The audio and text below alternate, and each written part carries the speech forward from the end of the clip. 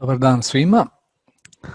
Ja se nadam da me dobro čujete i najprije na početku želim da vam poželim dobrodošlicu na prvi u seriji webinara koji će biti održani na temu Telecad GIS 2021, odnosno nove verzije Telecad GIS-a i kako ga koristiti. Ovo je prvi webinar koji praktično će biti demonstracija jednog primjera projektovanja od početka do kraja, znači od importa samih korisnika pa do generisanja nekih izveštaja koje omogućava sam Telecad GIS. Na početku samog webinara proći ćemo malo i upoznati se sa funkcionalnostima samog Telecad GIS-a, odnosno novim funkcionalnostima i poboljšanjem postojećih funkcionalnosti koje nova verzija Telecad GIS-a donosi. Ovde, evo samo da startujem Telecad GIS. U donjem delu imate deo za pitanja i odgovore i ne verujem da ćemo danas stići puno da odgovaramo na pitanja, ali svakako su pitanja sva dobrodošla. Možete ih pustiti mailom ili pustiti ih ovde direktno u sesiji za pitanja i odgovore. Nalazi se u donjem delu vašeg ekrana. Evo ovako. I još ovako par stvari na samom početku. Znači, Telecad GIS 2021, odnosno nova verzija Telecad GIS-a još uvek zvanično nije objavljena kao release verzija, objavljena je kao release candidate verzija, odnosno verzija koja je spremna za zvanično izdavanje i ja vas pozivam, svi oni koji nisu već to uradili, da sa našeg sajta preuzmu novu verziju, isprobaju funkcionalnosti i pogledaju kako radi sam Telecad GIS u novoj verziji, naravno. Šta je to što je urađeno na početku? Znači, šta je to što je urađeno? Urađeno je praktično u ovom periodu od, da tako kažem, nekih posljednjih godinu dana, od kad intenzivno radimo na novoj verziji, dosta stvari i prvenstveno neke stvari su usmerene, da tako kažem. Pokušali smo da obradimo poslove i podelimo i tako i posao u Telecad GIS-u na osnovu vaših potreba, odnosno projektanti imaju jedne zahteve, ljudi koji se bave dokumentacijom imaju druge zahteve, oni koji se bave planiranjem imaju treće zahteve i tako dalje.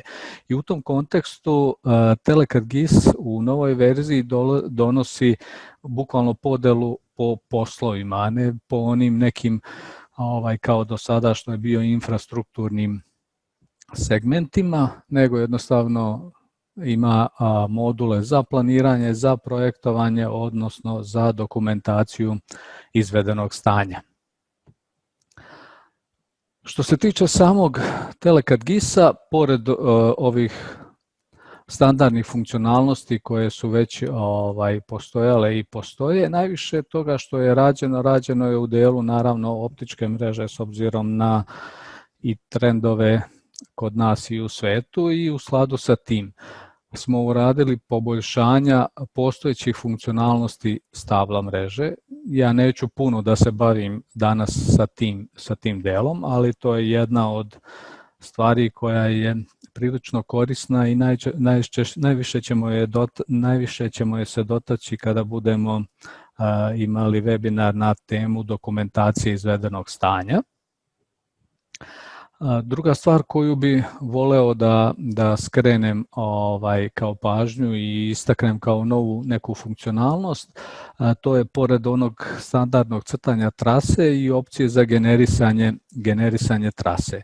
Znači, ove opcije omogućavaju da jednostavno dopunite automatski sve one segmente od glavne trase do korisnika ili da tako kažem, privodne trase, da ih jednostavno ne crtate. To smo uvidjeli kao jedan od, da tako kažem, tačaka koje oduzimaju dosta vremena u toku rada i na taj način smo pokušali da pomognemo projektantima i da omogućimo da što jednostavnije, što brže dođu do kvalitetnog tehničkog rješenja. Druga stvar koja je bitna i koju bi voleo da istaknem također, znači to su import iz različitih izvora. Tako da sada ovdje imate import iz Shape Excela, post nekih fajlova iz GPS-a snimljenog, iz KML-a i tako dalje. I shodno tim imate i neke izvoze koji su slični tome. Čemu to služi i kako to najbolje iskoristiti? Pa jako često, pogotovo u fazi planiranja, dobijamo u obliku Excela, u obliku Shape-a ili u DVG-u postojeće stanje ili pozicije postojećih adrese korisnika, njihove koordinate i tako dalje. I samim tim potrebno ih je što jednostavnije, što brže uneti u sam TeleCAD-GIS i nastaviti dalje rad. U tu svrhu su i napravljene te komande i od toga ćemo danas i da krenemo kada budemo radili demonstraciju. Druga stvar koja je izuzetno bitna, to je u fazi projektovanja, to je reonizacija. Ovaj posao praktično je jako bitan projektantima jer omogućava da oni naprave podjelu nekog određenog područja na klastere i samim tim da odrede odakle će se koji korisnik napajati i kako će biti u ostalom organizovana sama mreža. I u tom kontekstu smo omogućili i donijeli, ova nova verzija donosi nekoliko novih funkcionalnosti koje omogućavaju da se to radi na stari način, prilično ručno i automatski. Znači gdje aplikacija vam preporučuje i na osnovu nekih ulaznih parametara uradi klasterizaciju celog područja na jedan klik, znači kroz nekih par ulaznih parametara koje ste vi zadali njemu, on će da jednostavno izvrši podjelu celog područja. Sa druge strane, još jedan trend koji postoji, doduše više u svetu nego što je to kod nas zastupljeno, to je rad sa buntovima mikrocevi. Kod nas, da tako kažem, postoji rad sa mikrocevima, ali uglavnom se radi sa manjim brojem i to su ili pojedinačne ili manji broj nekih cevi. Međutim, pogotovo na zapadu je to dosta rasprostranjeno jer omogućava upotreba jedne takve tehnologije, omogućava mnogo jednostavnije posle održavanje mreže, zato što kada dođe do potrebe povećanja kapaciteta nemate novo kopanje, što je jedna od najbitnijih stvari. Znate sami da je to jedan od najskupljih delova projekta i jednostavno to treba smanjiti i u tu svrhu se koriste i buntovi, odnosno mikrocevi. I tu je razrađen jedan poseban set alata koji omogućava rad sa mikrocevima, vezivanje mikrocevi, uvlačenje kablova u mikrocevi i tako dalje. To je isto jedna od stvari koje ćemo posebno obrađivati u nekom od narednih webinara koje planiramo. Što se tiče rada sa onim što nas najviše interesuje, a to je optička mreža, polaganje kablova i vezivanje i tako dalje, postavljanje splitera, generisanje šema, generisanje izveštaja i tako dalje. Tu je urađeno dosta na automatizaciji tog procesa. Tako da praktično je posao sveden na dosta nekih jednostavnih koraka koji omogućavaju projektantu da uradi projekat od početka do kraja, praktično da ne otvara one standardne alate za vezivanje koji u Telecat GIS-u postoje već nekoliko verzija unazad. To ćemo i da demonstriramo i to je jedna od stvari na koju smo posebno ponosni pored mikrocevi koju smo također razvili. Znači, to su dve funkcionalnosti koje mogu da izdvojim kao posebno bitne funkcionalnosti koje donosi nova verzija. Također, slušajući zahteve i predloge savete korisnika, jedna od stvari koja je ubačena kao nova, odnosno iskorigovana, to je ona lista TCG objekata. Svi ste imali prilike da je koristite dosta u prethodnom periodu i sada je ona praktično napravljena u malo drugačijem formatu, što ću ja poslije i pokazati, odnosno ona je ovako, da tako kažem, već u samom Telecat GIS-u kao jedna Excel forma, a samim tim i mnogo jednostavnije omogućava izvoz u Excel kada su vam potrebni da napravite brze i precizne izveštaje, zato što već u Telecat GIS-u on zadržava formatiranje i praktično nemate potrebe za nekim dodatnim formatima, što je bio problem u nekoj od prethodnih verzija. Također, malo ću da se osvrnem na šeme, jer svakako jedan od stvari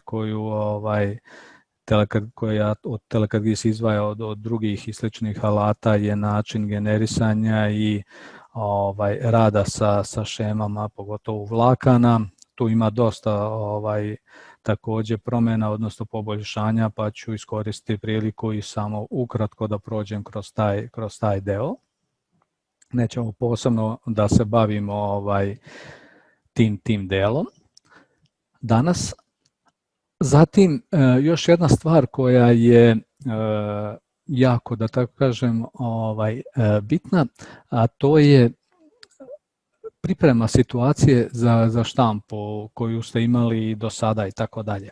Ali jednostavno proširili smo je na taj način da možemo da izađemo u susret projektantima, različitim projektantskim kućama od kojih smo i dobili jedan takav zahtev, a sa ciljem da kada rade za različite izvođače, za različite investitore, oni možda imaju svoje neke zahteve, šta da se nalazi kao oznaka na nekim blokovima, kako da izgledaju ti blokovi, kako da izgledaju nazivi lejera i tako dalje.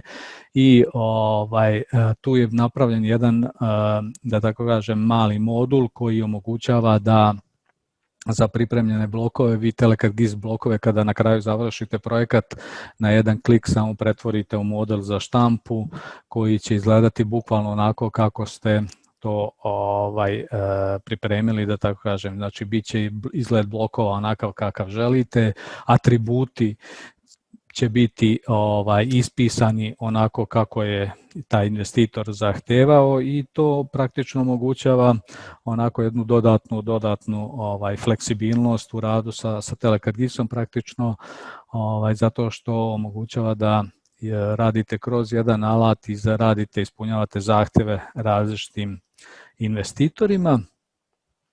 I još jedna stvar na kraju koja je nimalo tako da tako kažem nevažna, ali iako je posljednju navodim, to je podrška za Android.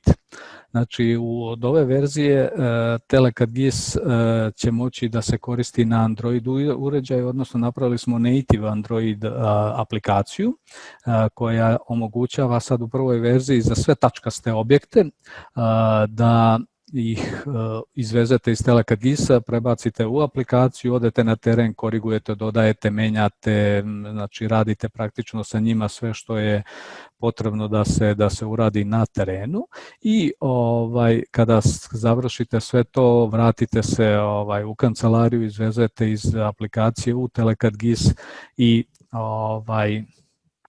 onda nastavljate dalje rad u Telekad-GIS-u kao da ste ih crtali od početka.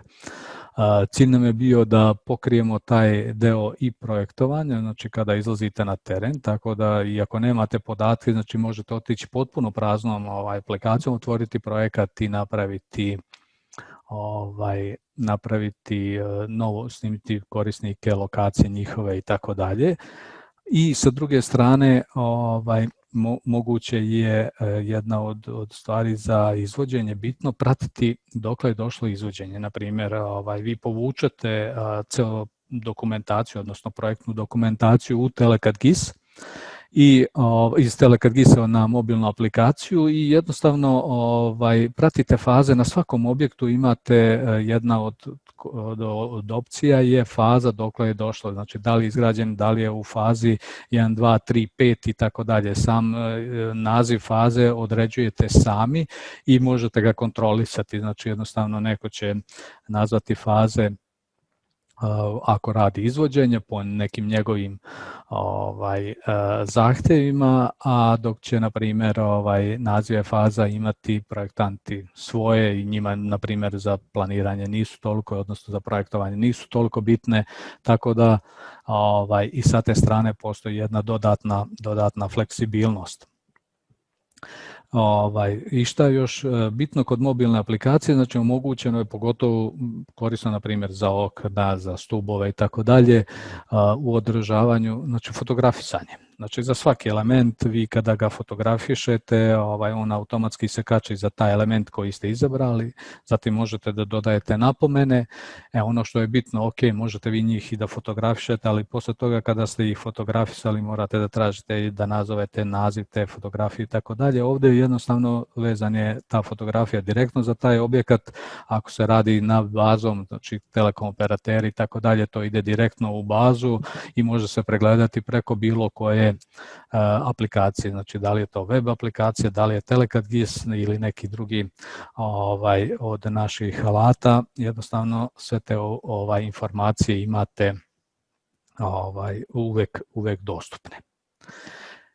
I to bi otprilike bio kratak presek tih funkcionalnosti. Sada bi ja prešao odmah na demonstraciju jednog projekta. Kako bi izgledao jedan projekat od početka do kraja. I ovo je neki, da tako kažem, preporučeni način rada ili jedan od mogućih načina rada. Ako imate rad sa korisnicima, evo ja ću ovdje da uzmem import tih podataka o korisnicima iz Excela ili Shape. Znači ovdje birate file format gdje se nalaze. Evo ja imam neke podatke u Shape-u pa ću tako da izaberem, odnosno princip je potpuno isti. Samo nam ovdje aplikacija omogućava da izaberemo, evo ovdje imam na primjer korisnike.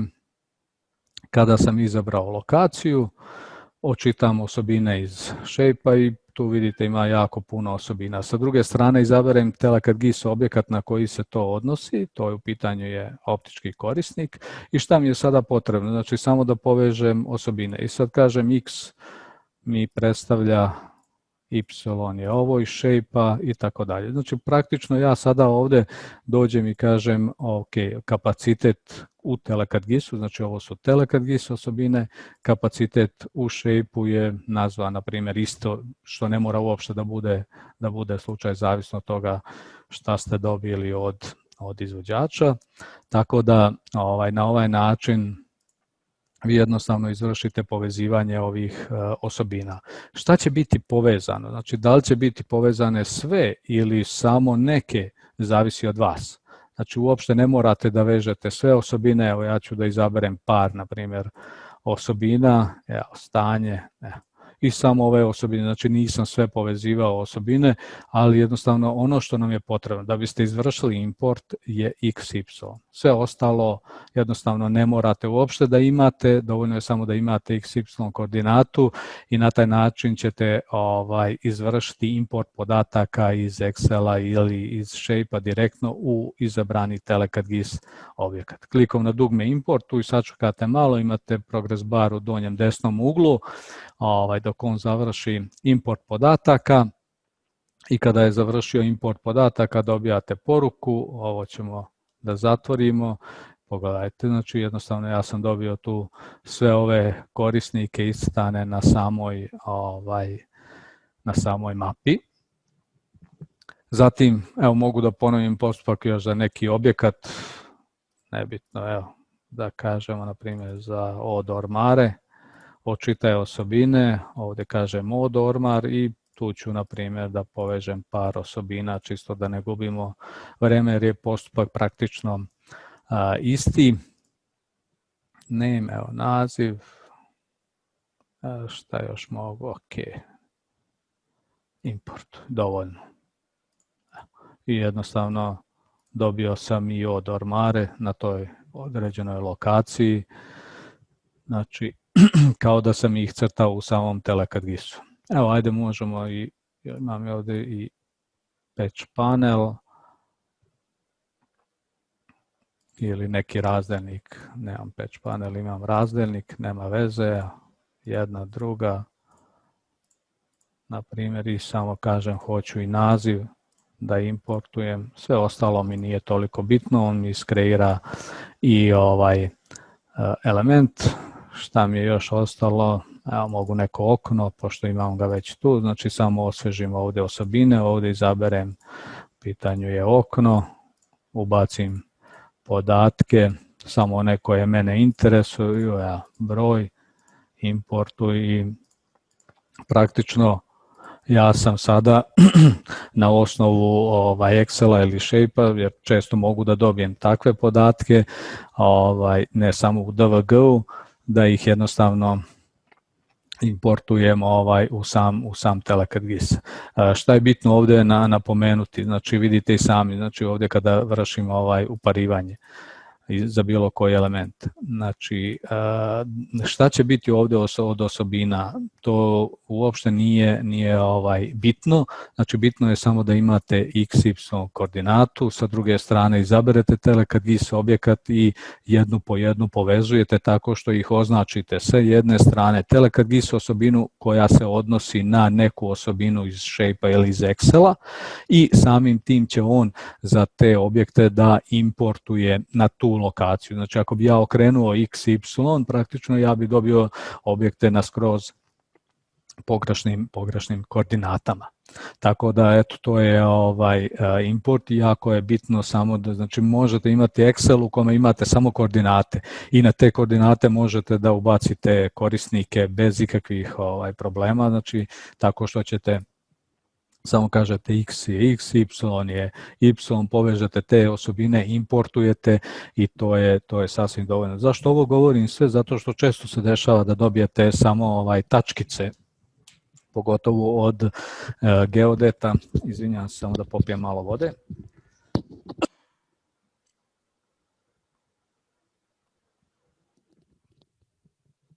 Znači, često dobijete samo lokacije, tačkice ili neke blokove koji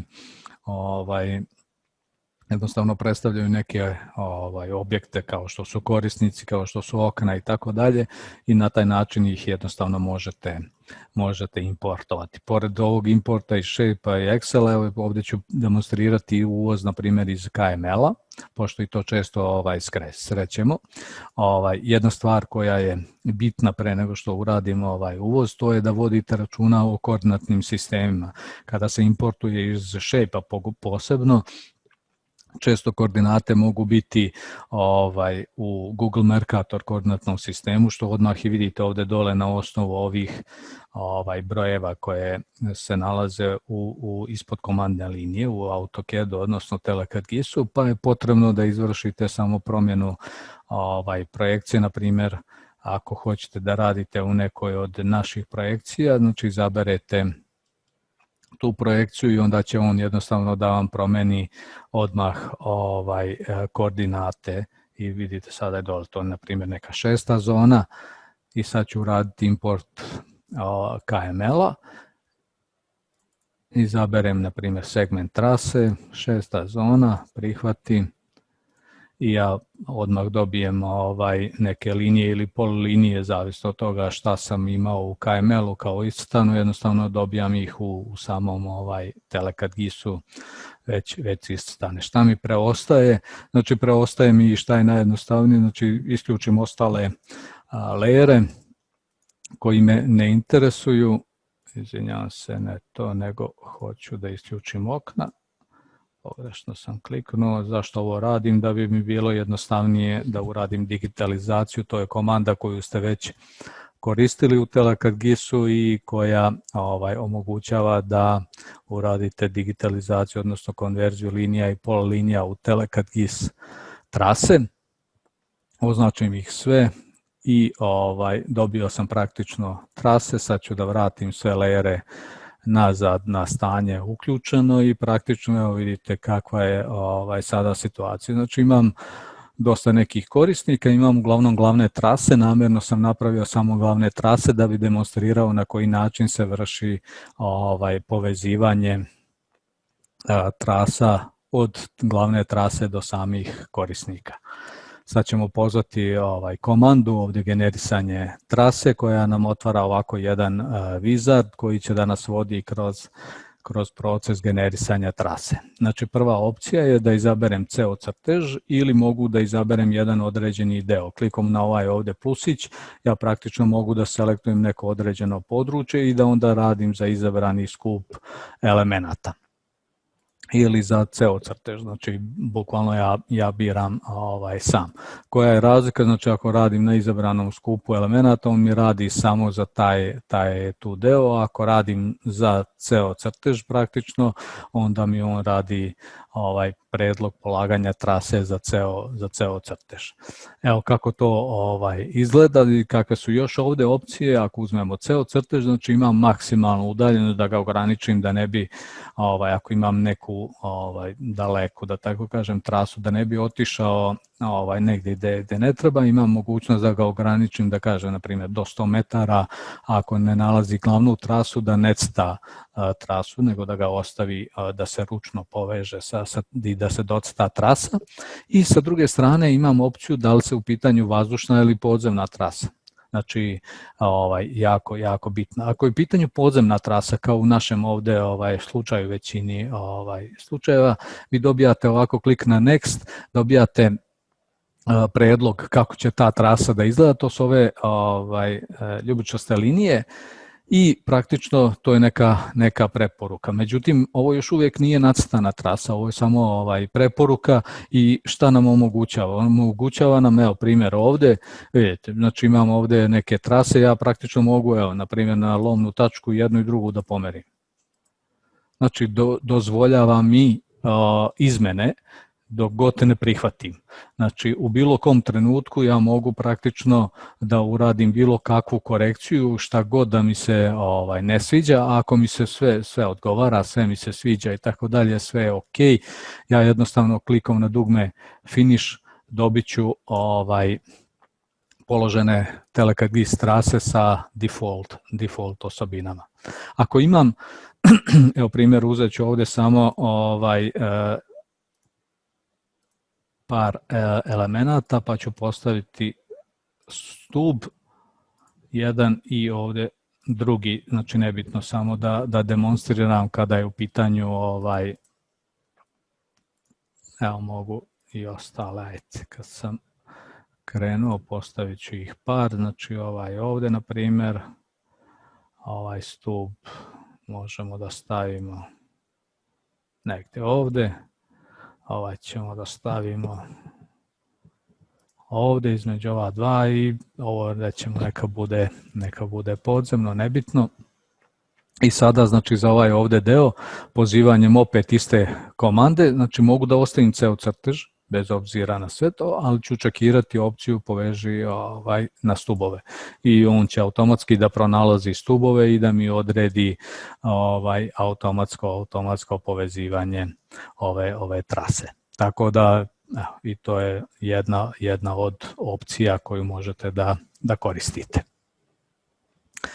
Sada kada sam dobio trasu i izgenerisao samu trasu, U sljedećem koraku praktično mogu da pređem u reonizaciju, odnosno onaj proces koji je po meni, da tako kažem, jedan od najbitnijih kada se radi tehničko rješenje, jer je bitno da uradimo kvalitetno tehničko rješenje.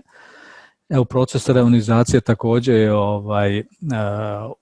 omogućen i prati vas kroz jedan wizard, gdje on jednostavno za izabrani crtež ili njegov opet deo klikom na plusić omogućava da kažete koliko jedan reon da bude opterećen, odnosno koliko korisnika da ima u jednom. I zadajete minimalan i maksimalnu vrednost. I primjer, evo sad ovdje, znači kažete od 7 do 13, klikom na dugme dalje, on će da napravi tu neku podelu i neka preporuka, da tako kažem. Međutim, ja ću malo da mu otežam posao i da kažem, na primjer, od 11 do 12. Klikom na dugme Next, uradit ću Rebuild, pogledajte. I sada ja dobijam ovdje neke crvene, žute i bele poligone, dobijam lokacije i tako dalje. Šta je to crveno, šta žuto, a šta su beli? Beli su oni koji su uspeli da se zadovolje, odnosno da upadnu u onaj kriterijum koji sam zadao, znači od 11 do 13, i plava ova lokacija je preporučena lokacija od ormara, znači gdje da postavite praktično od ormar, neka njegova preporuka. Ovdje vam u broju kaže u reonu postoji 11 korisnika i do svih 11 je moguće doći. Ovdje je isto tako 12, a ovdje na primjer imate 9 korisnika i do svih je moguće i on je farban žuto. Znači svi ovi koji su manje ispod traženog, oni su u žutoj boji, dok su crveno ovi poligoni koji su prešli, da tako kažem, kapacitet. Sada ovdje praktično ako mi njemu malo damo slobode, na primjer da kažem od 9 do nekih 13 ili 14, praktično u tom trenutku više neće biti problema nikakvih i tako dalje. Sada ovdje praktično ova komanda je još uvijek nije u potpunosti finalizirana i neće vam izgenerisati stvarne reone, nego jednostavno će biti na vama da ih potvrdite i da postavite lokacije, ali evo, bukvalno to se testira, tako da uskoro će i ta opcija biti dostupna, da on jednostavno napravi linije i da za ove izabrane korisnike koje on ovdje pokupio, da može da ih jednostavno klasterizuje na pravi način.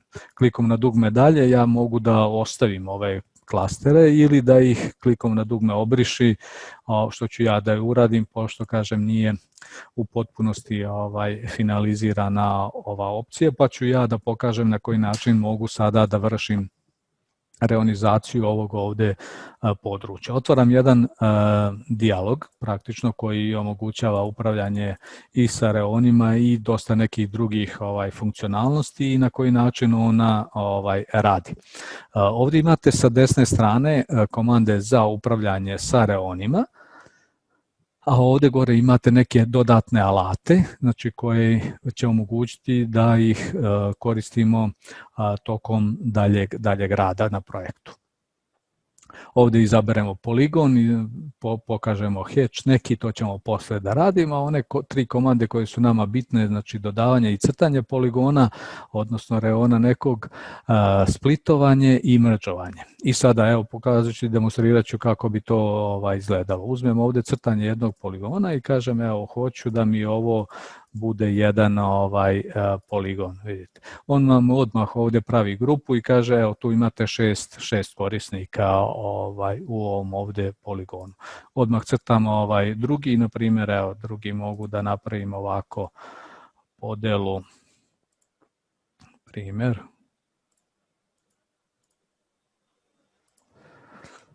I on odmah mi ovdje kaže evo u ovom imate 12 i tako dalje. I ja jednostavno mogu na taj način da vršim reonizaciju ovog područja.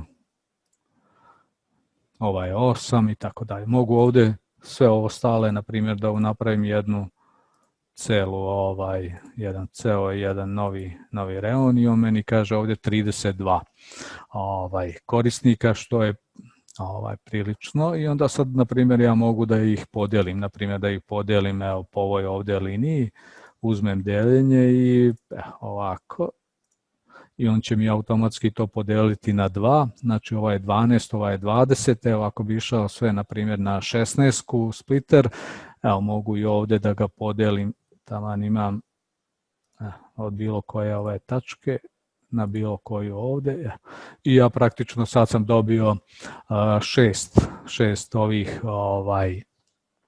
reona koji su podeljeni evo na ovaj način kako sam ih ja ovdje podelio. I na taj način ja sam praktično završio reonizaciju i praktično kažem, pogotovo za planiranje, ona komanda automatskog će biti izuzetno korisna, a mislim da ovako projektantima je ova komanda izuzetno korisna zato što omogućava jako jednostavno. Evo primjer ova dva poligona ovdje, znači klikom na njih vidite jedan koji ima 12 i ovaj ovdje, na primjer, koji ima 6, želite da sastavite u jedan novi poligon, jednostavno ćete pozvati ovdje merge i klik jedan drugi, vi dobijate odmah novi poligon i dobijate njegov novi kapacitet i tako dalje. Tako da izuzetno jednostavno jako korisno i mislim da će pomoći mnogim da brže i jednostavnije naprave kvalitetno tehničko rješenje, jer po meni reonizacija nekog određenog područja zahteva jedan određeni trud i dovodi do jednog kvalitetnog tehničkog rješenja. Sad idemo dalje, znači unutar ovih reona, znači ja sada mogu da pristupim i polaganju kablova i nekom grupisanju po kablovskim pravcima i tako dalje. U tu svrhu ovdje imam jedan alat koji mi omogućava da kreiram foldere. Ja ću napraviti neka 3 foldera, nebitno. Zatim ću u svaki od ovih foldera stavit ću ova 2 podfoldera, pa ću reći ovo mi je, na primjer, glavni, znači unutar same mreže. Ako malo prolazim brže, nemojte da zamerite, jer praktično na temu ovoga će biti posebno napravljene novi webinari. Izaberem gdje je početna tačka, gdje je patch panel, ZOK, optički razdelnik i tako dalje, pošto ih može biti više, a ovo će mi biti, na primjer, ovdje OKP1, a ovo će, na primjer, biti OKP2. Ja praktično sada imam ovdje dve grupe i sad, na primjer, ovdje mogu da pokupim neke određene korisnike. Kako mogu da pokupim reone unutar jednog ovog foldera?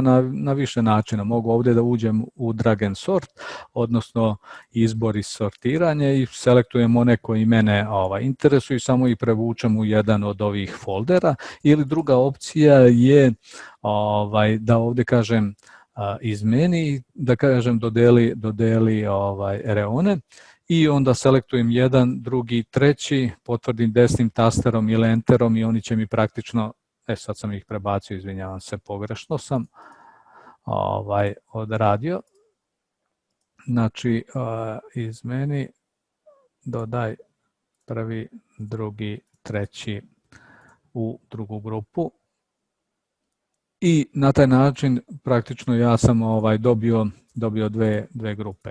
Znači ovo što se pojavljuje hatch, znači da bi posle i bilo preglednije i tako dalje, može povremeno da se uključi, da se kontroliše, pogotovo kada želite da vidite koji su to reoni u jednom KP-u, u drugom i tako dalje. Zašto se još ovi folderi mogu iskoristiti pored OKP-a, to je kada imate splitere prvog i drugog reda, jako korisna stvar, zato što praktično unutar svakog ovog napravite novi podfolder koji će da predstavlja jedan spliter prvog reda i onda unutar njega stavite splitere drugog reda i tako da, odnosno od ormare u kojima će se nalaziti spliteri drugog reda i na taj način organizujete samu mrežu. Ja sada neću ulaziti u sve te detalje, ali jednostavno želim samo da napomenem, odnosno da podvučem zašto bi sve moglo da se iskoristi sama reonizacija i grupisanje po određenim poligonima, po reonima i folderima i tako dalje.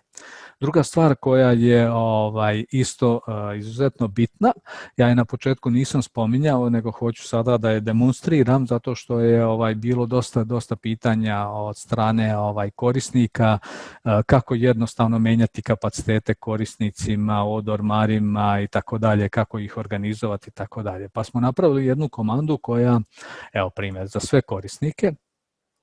Evo najprije da otvorim jedan čisto da vam demonstriram. Znači on je tu neki po defaultu sa kapacitetom, odnosno sa jednim modulom, jer je default do jednog korisnika, jedno vlakno po defaultu. Međutim, evo ja sad želim kod svih ovih korisnika da na jedan klik pretvorim i da ih stavim da imaju mogućnost da prijem, na primjer, da se montiraju kutije u koje mogu da završim 6 vlakana.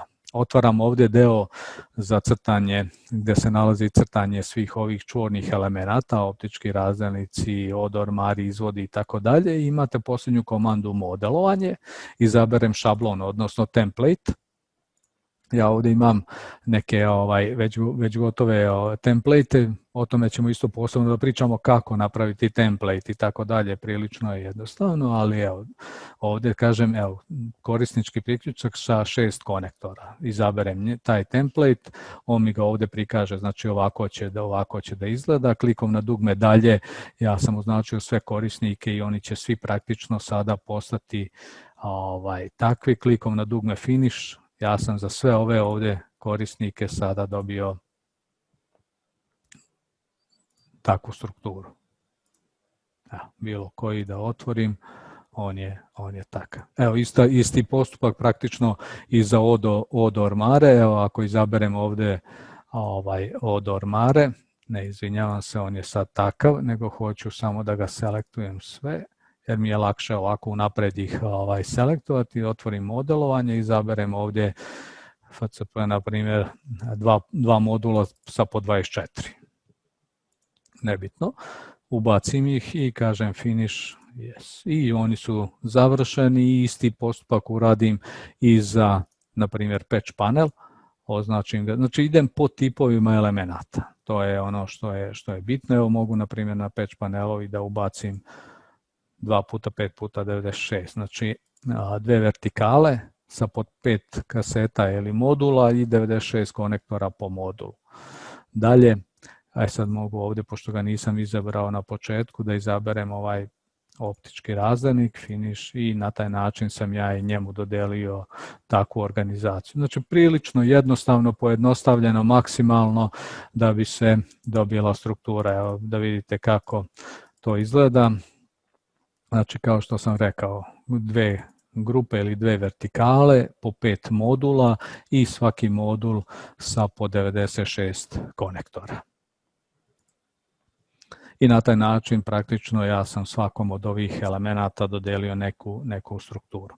Za od ormare, vidite ovdje, znači napravio sam 2 modula i nemam splitere unutar njih. Sad sljedeći korak, pre nego što krenem da polažem same ove kablove, to je da postavim splitere. Evo da pomerim ovog malo, ovdje mogu i da ga pomerim malo levo desno, čisto da ne bude na samom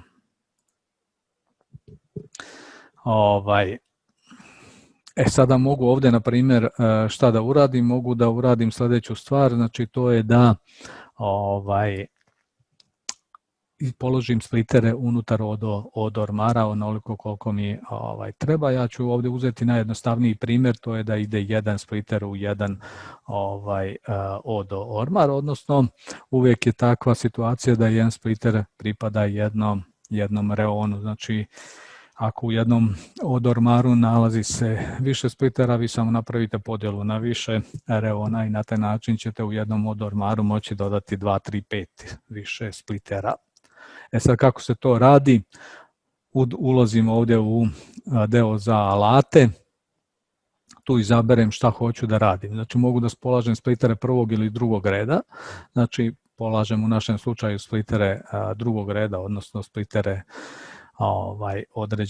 određenog reona. Gde ih polažem? Znači mogu, vidite ove checkboxove, mogu da selektujem praktično sve od ormare na jedan klik.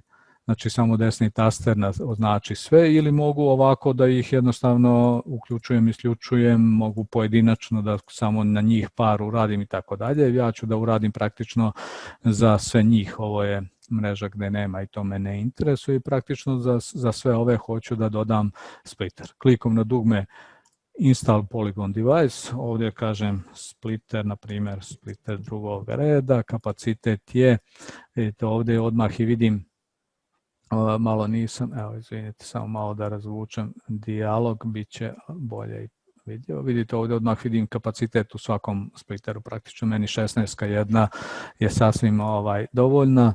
Ovdje kažem SPL, na primjer drugog reda 1/16, klikom na dugme OK, ja sam dobio u svim ovim od ormarima iskreirane splitere. Znači praktično sada kada bi otvorio bilo koji od ovih od ormara, unutar njih bi imao spliter sa 1/16. I sada praktično imam splitere, imam device, imam praktično celu organizaciju da krenem u polaganje samih kablova. Najprije ću da vam pokažem deo u razvodu, pošto on je onako interesantniji i zahteva, da tako kažem, više posla. Evo kako bi to izgledalo. Znači ja mogu s ovim tasterima sa desne strane kod ovih kućica mogu da izaberem jednu ili više kućica. Na početak mi ćemo raditi jednu jedinu. Zašto? Zato što je lakše ispratiti i lakše demonstrirati, objasniti korisnicima kako to izgleda i kako funkcioniše. Znači ovdje izaberemo samo, znači nalazimo se na istom wizardu, nigde ne, odnosno formi, nigde ne odlazimo, nego samo biramo polaganje kablova. Označio sam samo razvod, znači nisam označio, ako bi označio i ovu stranu, to znači da bi on tražio i polaganje primara od strane optičkog razdelnika do splitera i ovamo dalje. To ćemo posle da odradimo. Evo sad ćemo na primjer samo da odradimo jedan primjer za razvod. I ovdje je situacija gdje nemamo nikakve nastavke, nego bi praktično išli kablovi direktno. Kliknemo Auto Cable Routing, on mi otvara opet jedan wizard koji nas vodi kroz elemente, ovo je postojeće stanje, znači nema nikakve nastavke usput, nema postojeće kablove položene, znači čista greenfield situacija, znači možete imati postojeće kablove, možete imati sa kapacitetom, bez kapaciteta, tako da i na taj način je moguće da se rešava situacija. I pogledajte sada. On mi je napravio preporuku i kao što sam rekao, znači od ormara sve je došao do svakog od korisnika sa po jednim kablićem.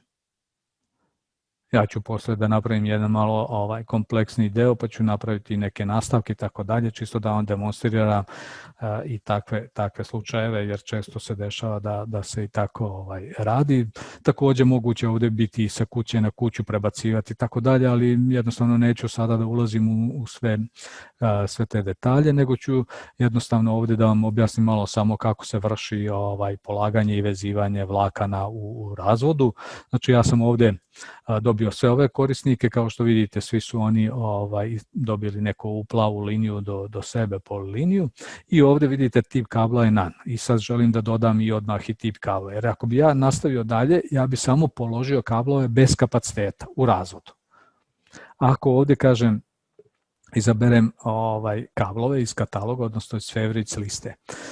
Favorites lista mi omogućava da ja napravim listu često korištenih, odnosno onih kablova koje hoću da koristim, i onda aplikacija iz ove liste bira one kablove koji joj trebaju. Koja je promjena i izmjena ove favorites liste je prilično jednostavna. Evo na primjer ne želim ovaj kabel 1:6 da imam ili želim da dodam neki, evo nebitno da želim da dodam na primjer 1:2 primjer. On je odmah ovdje postao u listi, evo ga zadnji dole.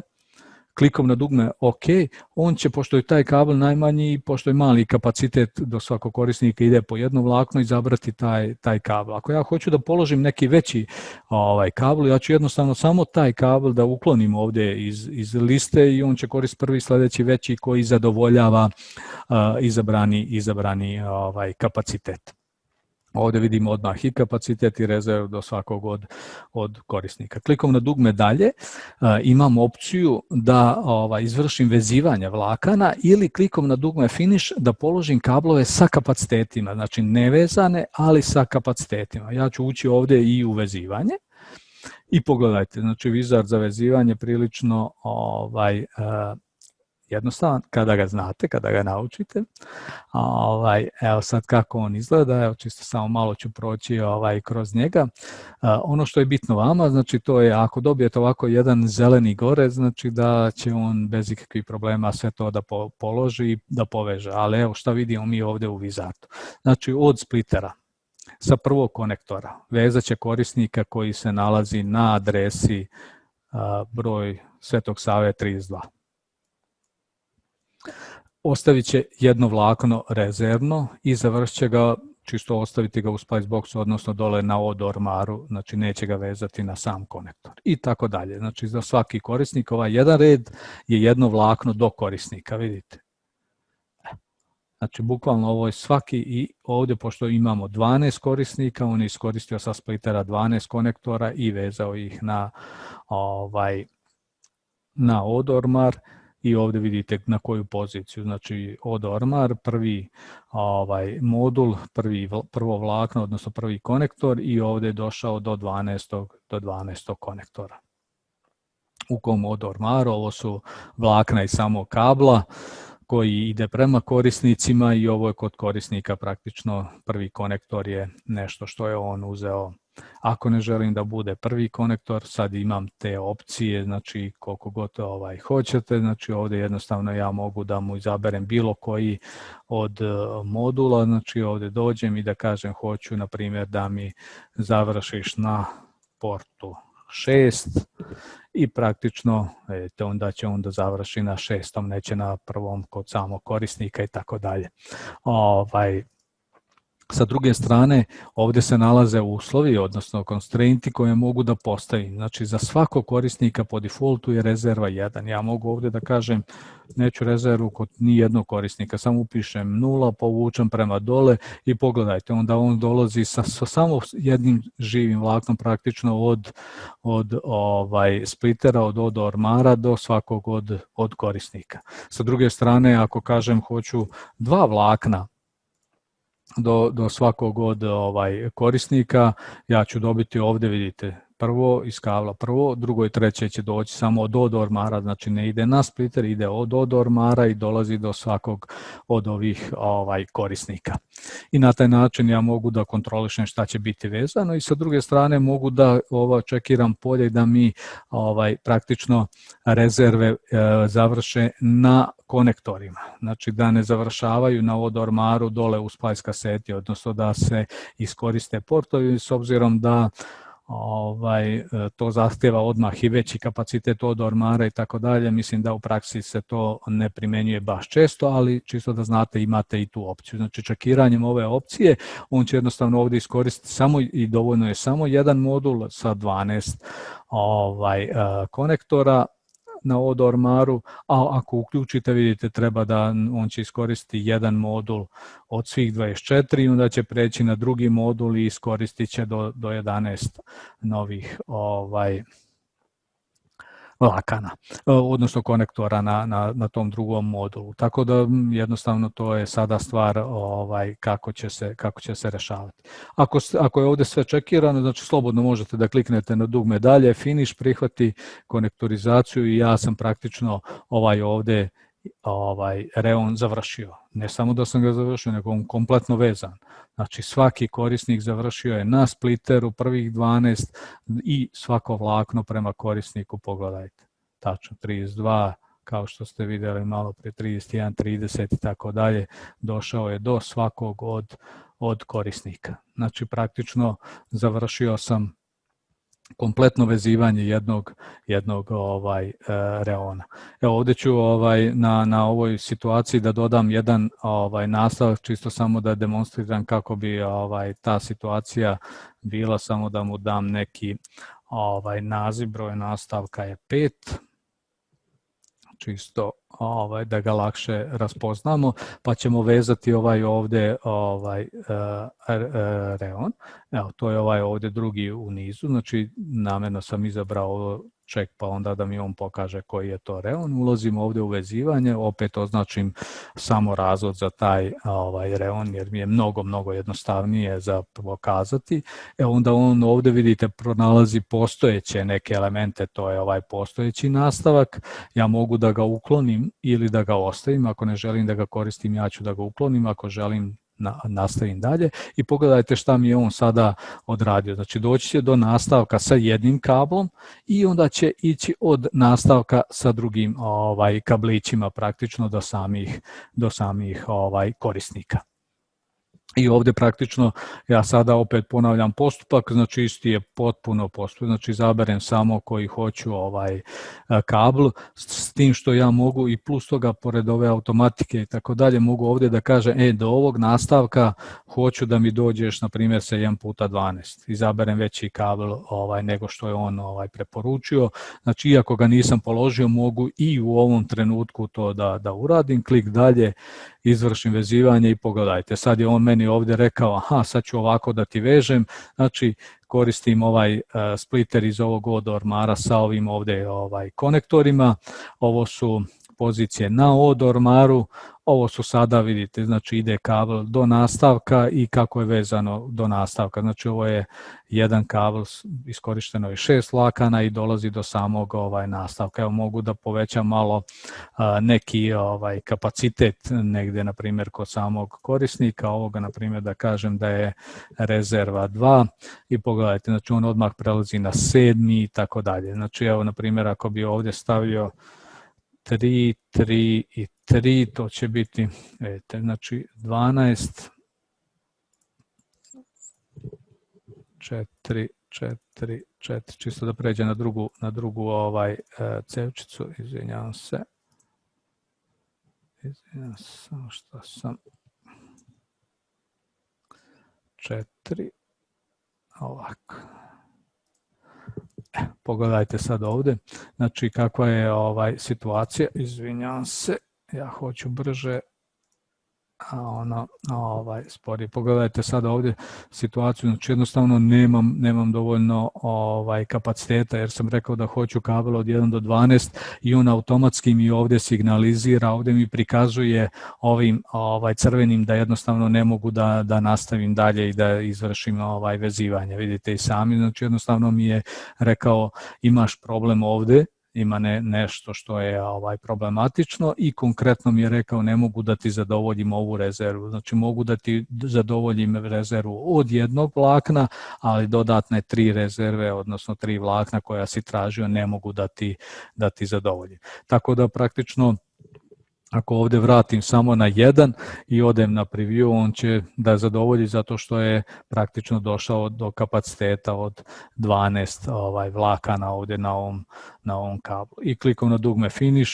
ja sam praktično završio i polaganje ovog ovdje razvoda. Znači u slučaju kad imam nastavak. Sada da ne bismo puno gubili vremena, pošto polako se približavamo kraju planiranom vremenu, već je 2 sata, ja ću sad samo na brzinu da izvršim polaganje ostatka i da vam demonstriram i sam primar i na taj način da završimo.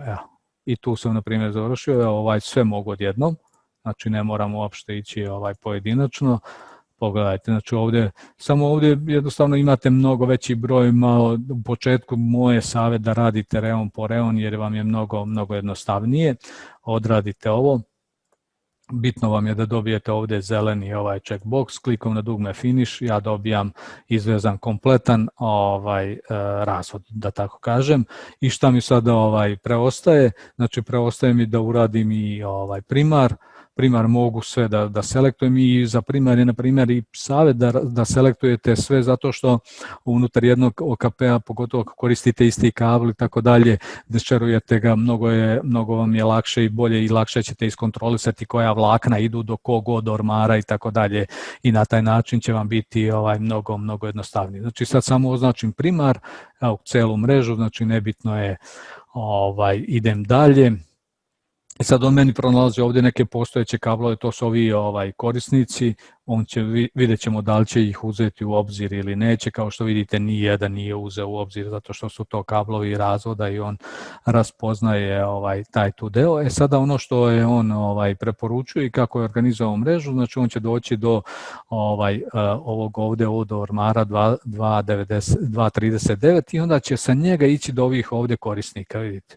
Znači što meni možda i ne odgovara, na primjer ja bih želeo da on dođe direktno od ormara, od optičkog razdelnika do ovog od ormara i onda od njega, na primjer, da dođe do jednog i do drugog i isto tako ću situaciju napraviti ovdje, na primjer da mi dođe do 239 i onda iz njega da ide 239.1 i 239.2. Šta je potrebno odraditi u tom slučaju? Ovdje isto ulazimo onda u drag and sort, samo ih ovdje premestim. Znači 240 mi je glavni i podvlačim ga pod optički razdelnik, a 241 i 242 idu pod njega, a ovdje će 239 ići i 239.2 pod ovdje razdelnik. Vratim se u pregled i kada to osvežim, ja ću dobiti bukvalno takvu situaciju. Pogledajte sad ovdje, znači kao što sam tražio, znači kabel ide od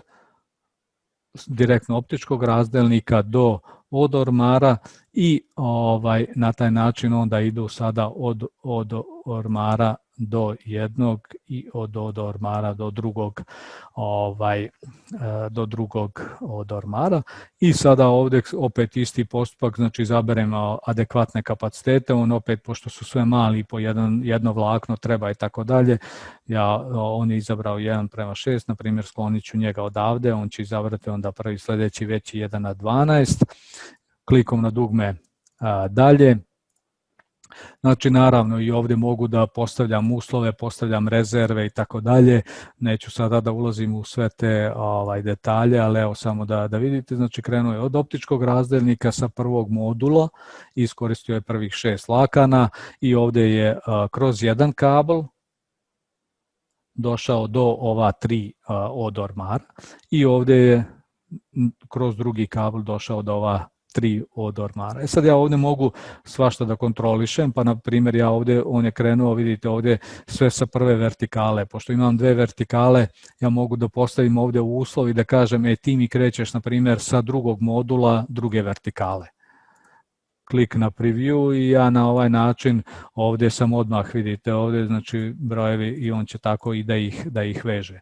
Sa druge strane, na primjer, ove ovdje mogu da kažem što prolazne, neću da koristim konektore, nego koristim splice box praktično i za jedan i za drugi. I on će, na primjer, takvu situaciju. Znači, praktično doći će kroz splice box, kroz ove od ormare. Znači, doći će do od optičkog razdelnika do 2.40 i ovo će iskoristiti samo kao nastavak i proći će dalje do 2.41 i do 2.42 sa vlaknima do njih. I praktično, pošto mi je ovo zeleno, ja klikam na dugme finish, završavam i vezivanje primara. I sada praktično mogu i da pogledam splice listu, znači kako je to sve vezano, nju bi posebno objašnjavao naknadno, ne bi sada puno trošio vremena na to, ali ovdje praktično dobijet ćete ovako u Excelu koji možete da sačuvate, izvezete u Excel. I ujedno i forma je sama Excel forma. Kroz Telecat GIS i praktično omogućava dosta nekih funkcionalnosti. Sada bi samo još pokazao izgled samih šema na kraju i sa tim bi polako završio. Znači otvaram stablo, ovo ste već imali prilike da koristite u prethodnim verzijama, ali evo samo da vidite kako izgledaju na primjer šemice. Ovdje ću izabrati šemu distributivne mreže. On će ovdje da mi napravi, evo da izgenerišem šemicu po kriterijumu ovako kako je to lepše.